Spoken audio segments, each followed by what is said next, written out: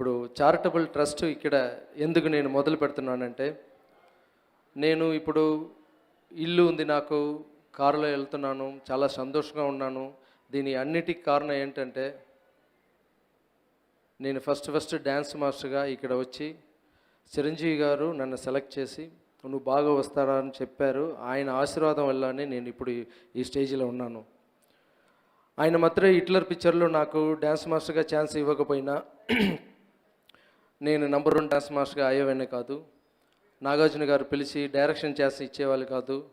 నేను ఇప్పుడు 150 పిల్లలకి ఓపెన్ హార్ట్ సర్జరీ చేసేవాడిని కాదు. నా ఇంట్లో 60 పిల్లలు చదివేవాళ్ళు కాదు.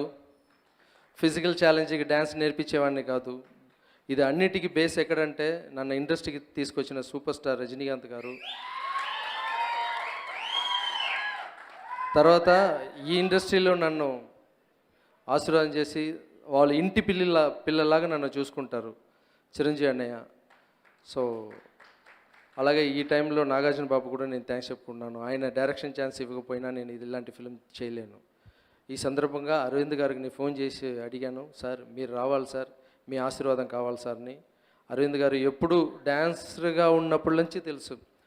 ఇప్పుడు ఆయన నా భుజం మీద తీయేప్పుడు నాకు ఒక ఫీలింగ్, మనం ఇప్పుడు కూడా డాన్సర్గా ఉన్నట్టే. వాళ్ళు పెద్దవాళ్ళ ఆశీర్వాదాన్ని నాకు ఇప్పుడు ఈ పోస్ట్లో ఉన్నాను నేను. ఈ టైంలో కూడా ఎప్పుడు ముందు నన్ను ఎలా ఆశీర్వాదం చేశారో మనసారా బాగుండాలి లారెన్స్ని, ఇప్పుడు కూడా అరవింద్ గారు ఆ స్మైల్లోని ఇక్కడ వచ్చి నన్ను ఆశీర్వాదం చేసేలో నేను ఫీల్ అవుతున్నాను sir. Thank you so much sir. మీలాంటి వాళ్ళ ఆశీర్వాదం ఉంటే నేను ఇంకా సాధిస్తాను. ఈ చారిటబుల్ ట్రస్ట్ మంచిదనం ఎందుకు చేయాలి, ఎక్కడ నేర్చుకున్నానంటే మా అమ్మ దగ్గర నుంచి నేర్చుకున్నాను. మా అమ్మ లేదంటే నేను ఏమీ లేదు. ఎందుకంటే చిన్న వయసులో బ్రెయిన్ ట్యూమర్లో ఎప్పుడో చనిపోయామని నేను. మా దేవుడు మా అమ్మ నాకు, అందుకే అమ్మకు గుడి కట్టించాను నేను. ఆమె చెప్తూనే ఉంటుంది, ఎప్పుడు నీకోసం బతికితే అది నార్మల్ లైఫ్, మిగతా వాళ్ళ కోసం బతికితే అది గొప్ప లైఫ్ అంటుంది. సో చిన్నప్పటి నుంచి మా అమ్మ చెప్పి ఆ విషయం ఇప్పుడు నా వల్ల నేను అనుకున్నాను, ఇదన్నీ నేను చేస్తున్నాను. ఒక 10 years బ్యాక్ నా ఇంట్లో 60 పిల్లలు పెట్టి నేను చదివిస్తున్నాను, ఓపెన్ హార్ట్ సర్జరీ చేస్తున్నాను. ఇదన్నీ గర్వం నా లోపల కూడా ఉంది. తర్వాత తెలిసింది, ఇదన్నీ నేను చేయలేదు, దేవుడు నా లోపల చేస్తున్నాను, నేను జస్ట్ పనివాడని నేను ఇప్పుడే తెలుసుకున్నాను. చాలా విషయాలు కొన్నాను. ఇల్లు కొన్నాను, సంతోషంగా ఉంది. కారు కొన్నాను, సంతోషంగా ఉంది. ఒక ఇంటికి 2 ఇళ్ళు 3 ఇళ్ళు అన్నీ కొన్నాం, అన్నీ సంతోషంగా ఉంది.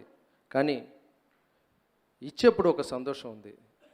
ఆ ఇచ్చేప్పుడు సంతోషం కొన్నప్పుడు సంతోషం కన్నా చాలా చాలా పెద్దది. ఆ ఆశీర్వాదం నన్ను ఇప్పుడు తీసుకొచ్చింది ఇక్కడ.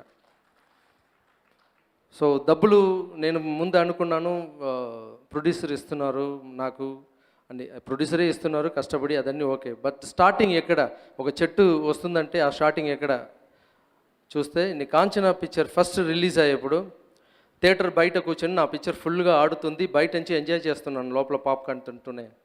అప్పుడు ఒక మదర్ 2 పిల్లలు తీసుకొని గేట్ లోపల వెళ్ళారు, థియేటర్ లోపల.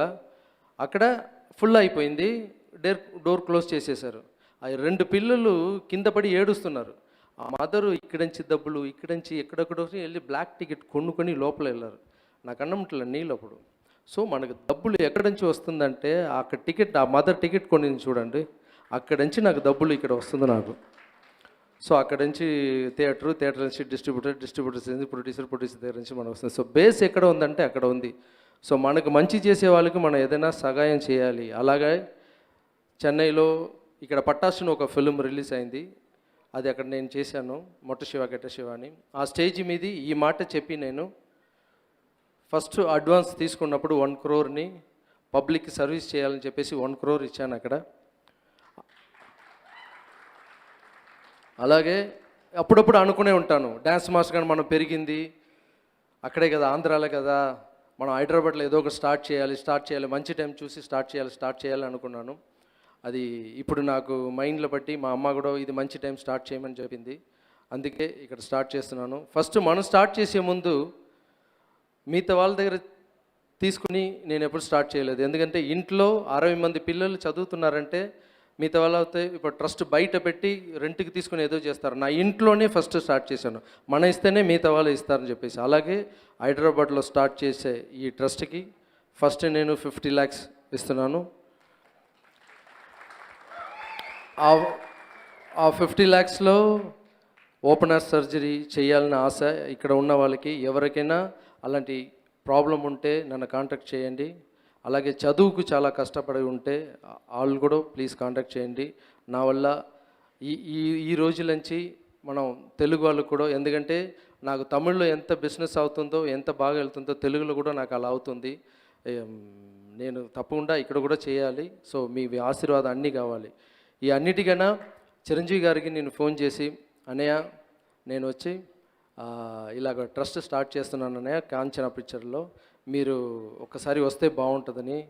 లేదురా నేను షూటింగ్ వెళ్తున్నాను కేరళకి, నీ గురించి విన్నాను, చదువుతున్నానని, మదర్ గుడి కట్టింది నుంచి అన్నీ, నేను రాలేను, నీకు ఒక బైట్ పంపిస్తాను నేను అన్నారు. నేను అనుకున్నాను అన్నయ్య ఏమో నాకు ఎప్పుడు ఆశీర్వాదం, ఇక్కడ స్టైల్ని ఒక పిక్చర్ చేసేప్పుడు కానీ ఎప్పుడు నాకు డ్యాన్స్ మాస్టర్ నుంచి ఇప్పుడు దాకా ఎప్పుడు ఎంకరేజ్ చేస్తూనే ఉంటారు. అలాగే ఒక బైట్ మటు పంపిస్తారు, ఆశీర్వాదం ఉంటుందని అనుకున్నాను. తర్వాత చూస్తే ఆయన 10 lakhs ఫస్ట్ నేను ఇస్తానని చెప్పారు. సో చిరంజీవి గారు నాకు ఎలాగంటే ఒక చిన్న కథ ఉంది. దేవుడు ఎలా వస్తారంటే, ఒకడు నీళ్ళల్లో బాగా మునిగిపోయారంట. అప్పుడు ఒకడు బోట్లో వచ్చేయి నాన్న అంటే, లేదు దేవుడు నన్ను కాపాడుతాడని చెప్పారంట. మళ్ళీ ఇంకొకడు చాలా కష్టపడి వచ్చి బాబు హెల్ప్ చేస్తానని, నువ్వు కాపాడక్కర్లేదు, దేవుడు ఉంటారు, నువ్వు వెళ్ళిపో అన్నారంట. హెలికాప్టర్లో ఒకటి వచ్చాడు, రే వచ్చేయరా, ఇప్పుడు నా ఇంత దూరం తల్లి నీళ్ళు వచ్చేసిందిరా, వచ్చేయరా అంటే, దేవుడు కాపాడతారు సార్ మీరు వెళ్ళండి అంటారు. తర్వాత వాటర్ ఫుల్గా ఉంది, చనిపోయాడు అబ్బాయి. అక్కడ వెళ్ళి గొడవ పడుతున్నాడు, నువ్వు వస్తావును కదరా, నేను వెయిట్ చేశాను, దేవుడా నువ్వు ఎందుకు నన్ను కాపాడలేదు అని అన్నాను. రే ఫస్ట్లో బోట్లో వచ్చింది కూడా నేనేరా, హెలికాప్టర్లో వచ్చింది కూడా నేనే వచ్చి నీకు సపోర్ట్ చేద్దాను అనుకుంటే నీ వద్దు అన్నావు. మనిషి రూపంలో నేను వస్తాను, ఆ మనిషి రూపంలోనే వచ్చి హెల్ప్ చేస్తాను. నా రూపంలో నేను వచ్చానంటే నువ్వు చూడలేవు నన్ను. సో ఒక్కొక్క మనిషి రూపంలో నేను ఉన్నాను. మనిషిని, ఇంట్లో ఉన్న వాళ్ళని, ఫ్రెండ్స్ని నువ్వు ఎంత ప్రేమగా చూసుకుంటావో నాకు అంత ఇష్టం. సో నీ మనిషి రూపంలోనే వస్తారని అప్పుడు దేవుడు చెప్పారంట. ఆ మనిషి రూపం ఎవరంటే నాకు చిరంజీవి గారు. చిరంజీవి గారు డ్యాన్స్ మాస్టర్గా నాకు మనిషి రూపంగా దేవుడిగా వచ్చారు.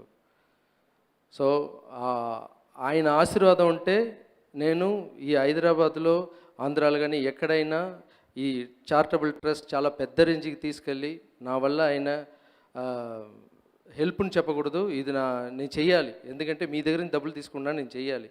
సో అన్నయ్యకి ఈ టైంలో నేను చాలా చాలా చాలా చాలా థ్యాంక్స్ చెప్పుకుంటున్నాను. నాకు ఒకే ఒక ఆశ, అన్నయ్య వచ్చిన తర్వాత ఎంతమందికి అన్నయ్య ఇచ్చిన 10 lakhsలో నేను ట్రస్ట్ హైదరాబాద్లో, చెన్నైలో ఎలా చేస్తానంటే, ముందు వచ్చే వాళ్ళు అడిగే వాళ్ళకి అందరికి కంట్లో నీళ్ళు పెట్టుకుని వస్తే ఇచ్చేస్తాను. దాంట్లో కూడా డ్రామాలు జరుగుతున్నాయి, నాటకాలు జరుగుతున్నాయి, తర్వాత తెలుసుకున్నాను నేను.